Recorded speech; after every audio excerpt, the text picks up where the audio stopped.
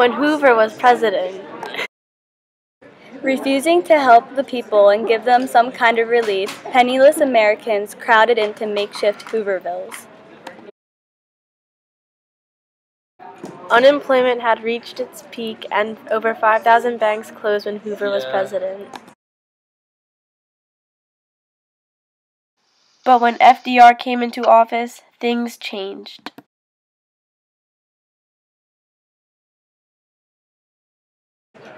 Fireside chats were conducted by FDR as a radio show to inform the American people that its banks were safe for business.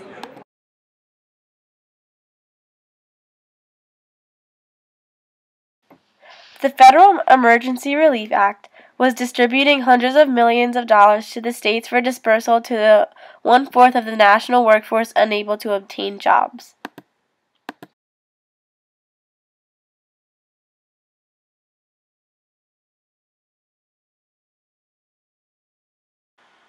Congress passed the National Industrial Recovery Act, the signature piece of legislation of the first New Deal, which Roosevelt hoped would lift the industrial economy out of depression.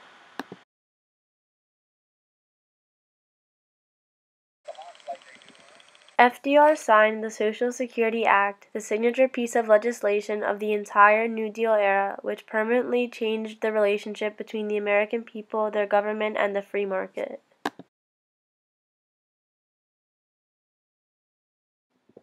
The National Labor Relations Act was enacted to protect the rights of employees and employers, to encourage collective bargaining, and to curtail certain private sector labor and management practices.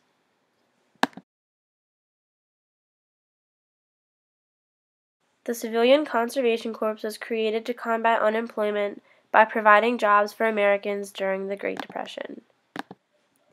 As you can see, FDR made some drastic adjustments during his time in office. Even after his presidency, some of his bills have stayed in place because they helped make our nation safer and stronger economically. If it weren't for FDR, getting out of the Depression would not have been as easy.